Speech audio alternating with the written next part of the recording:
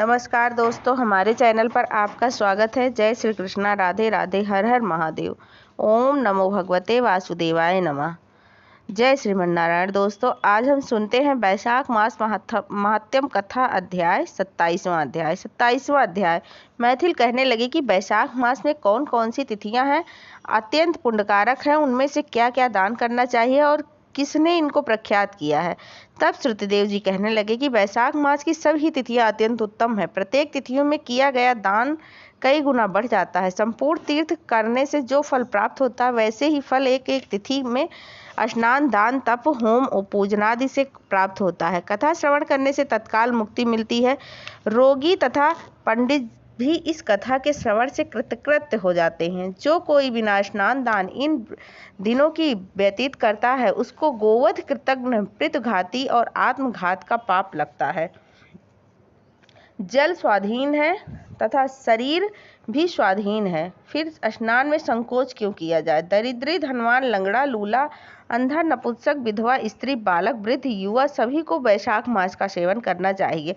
वैशाख धर्म सुख से साधने के योग्य है, जिसे अधिक और कुछ शुभ फल नहीं है। जो कोई नीच इन सुलभ धर्मों का पालन नहीं करता है, उसको नरक का भागी होना पड़ता है। इसमें कोई संदेह नहीं है। जैसे दही को मथ कर मक्खन निकलता है, वैसे ही इस मास की तिथियों को अलग अलग तिथि बताता हूँ। चैत्र के महीने में जब मेष की संक्रांति हो, तब पापों का नाश करने वाली अमावस्या को कई गया की जी करने का फल मिलता है। मैं नरक और पितरों को एक पुराना इतिहास कहता हूँ।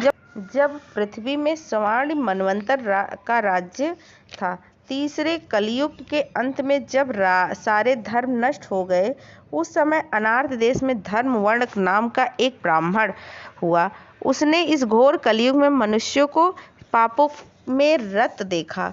जब मनुष्य अपने वर्ण धर्मों से हीन हो गए, तब एक दिन वह ब्राह्मण महात्माओं से सत्र यज्ञ देखने के लिए पुष्कर क्षेत्र गया। वहां पर ऋषि मुनि शास्त्रानुकूल पुण्य कथाओं का वर्णन कर रहे थे। कोई कोई कलयुग की प्रशंसा भी कर रहे थे। कहते हैं कि सतयुग में भगवान 1 वर्ष तक की तपस्या से प्रसन्न होते थे, तो त्रेता में 1 मास और द्वापर में 1 पक्ष में, परंतु कलयुग में उससे 10 गुना फल भगवान के स्मरण मात्र से हो जाता है। कलयुग में थोड़ा सा पुण्य कर्म भी अधिक फल देने वाला होता है। जो दया, पुण्य, दान, धर्मादिक कुछ भी नहीं कर सकते, उनके लिए केवल हरि नाम उच्चारण करना ही अच्युतम है। जो अकाल में अन्नदान करते हैं, वे वैकुंठ को जाते हैं। वहां पर जब यह प्रसंग हो रहा था, तो नारद ऋषि एक हाथ में शिशन और दूसरे हाथ में जीवा को पकड़कर उन्मत्त की तरह खूब हंसने व नाचने लगे। सबने आश्चर्य से पूछा कि नारद जी, इसका क्या कारण है। नारद जी ने उसी अवस्था में उत्तर दिया कि निसंदेह कलयुग प्रशंसनीय है, क्योंकि इसमें केशव भगवान स्मरण मात्र से ही प्रसन्न हो जाते हैं। तब भी मैं तुमसे कहता हूँ कि शिशन और जीवा को बस में करना अधिक कठिन है।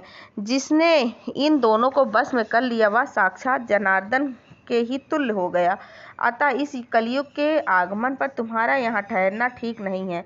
पाखंड में भूमि को त्याग कर अन्यत्र कहीं जाकर विचरना चाहिए। यह सब मुनि ऐसे वचन सुनकर यज्ञ समाप्त कर कहीं अन्यत्र पर्वतों पर चले गए। धर्म वर्ण भी यह सुन नैष्ठिक ब्रह्मचर्य व्रत धारण कर, छाल के वस्त्र पहन, कमंडलू हाथ में लेकर, जटा बढ़ाकर कलयुग के अनाचारों को देखने लगे कि संपूर्ण मनुष्य जाति घोर पापों में लगी हुई है। ब्राह्मण, सन्यासी तथा शूद्र सभी पाखंडी हो गए हैं। पत्नी पति से विरोध करती है, पुत्र पिता से, सेवक से, स्वामी से और गुरु शिष्य से द्वेष कर रहे हैं।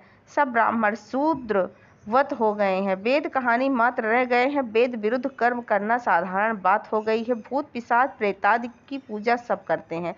संपूर्ण मनुष्य कुकर्मों में लगे हुए हैं। कुकर्मों में प्राण तक त्याग देते हैं, झूठी गवाही देते हैं, मन में कपट रखते हैं।